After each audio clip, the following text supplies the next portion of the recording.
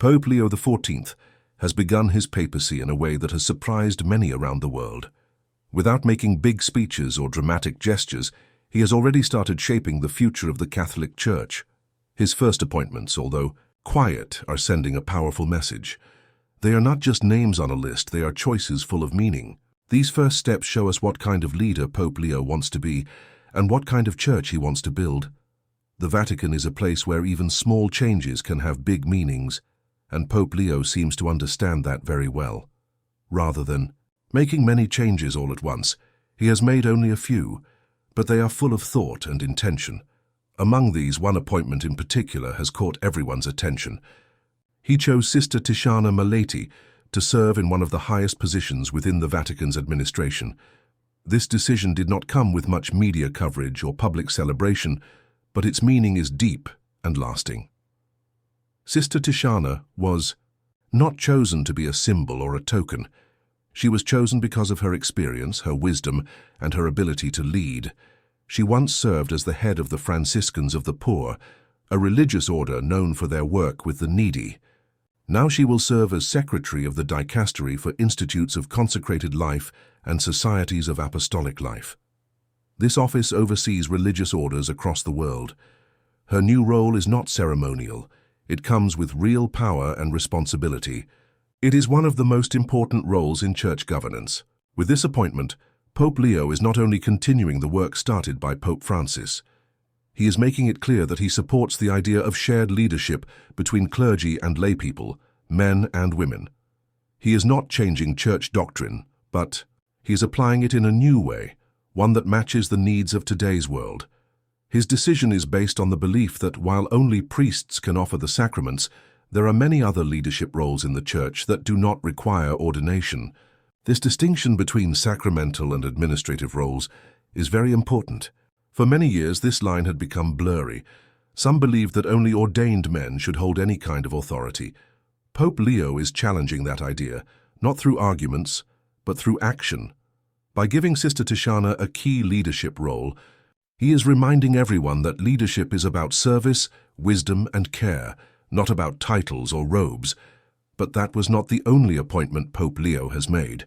He also replaced Monsignor Vincenzo Paglia with Monsignor Baldesseria in another important Vatican office. This change happened quietly, without public attention, but it fits into the pattern we are beginning to see. Pope Leo is moving forward with thoughtful care, making one decision at a time, each one carrying weight and purpose. Outside the Vatican, Pope Leo's first appointment in the United States also speaks volumes. He named Bishop Michael Pham as the new leader of the Diocese of San Diego. Bishop Pham is no stranger to the community.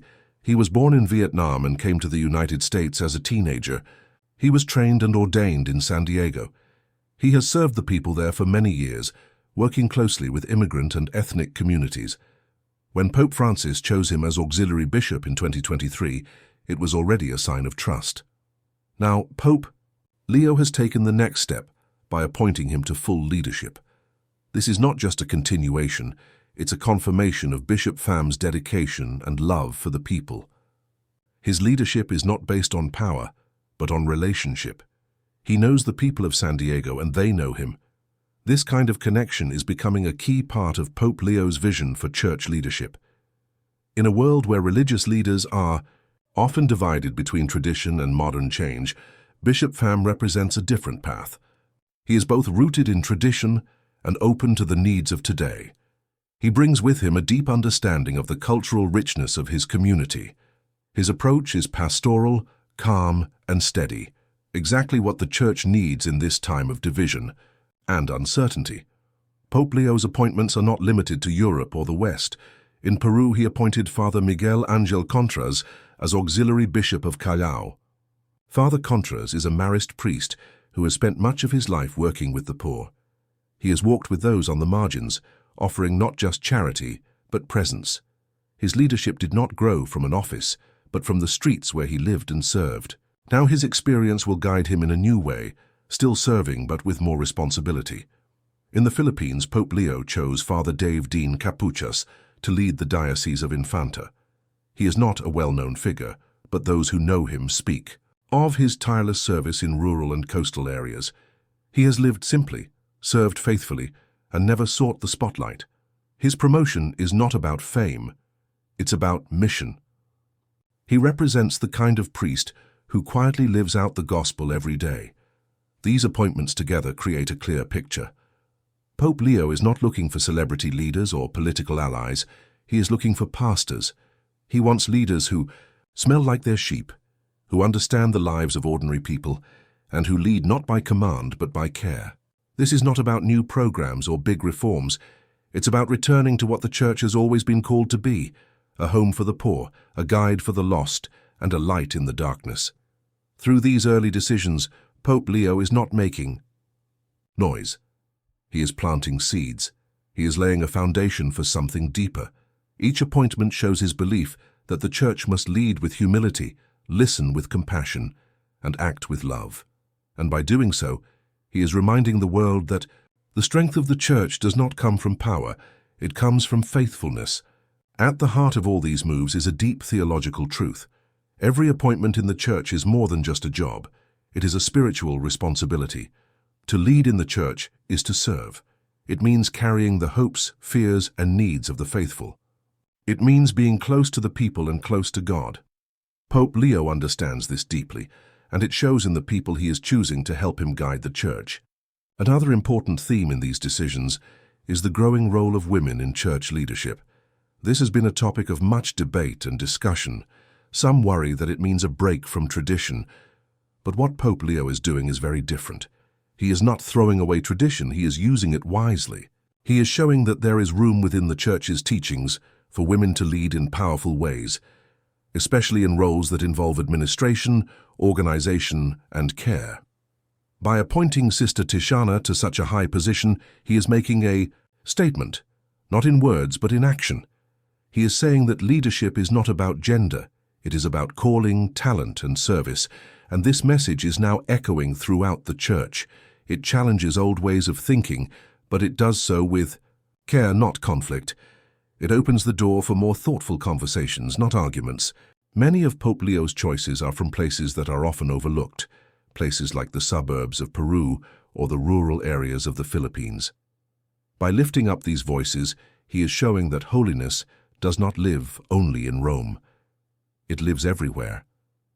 The Church is not a Roman institution with branches around the world.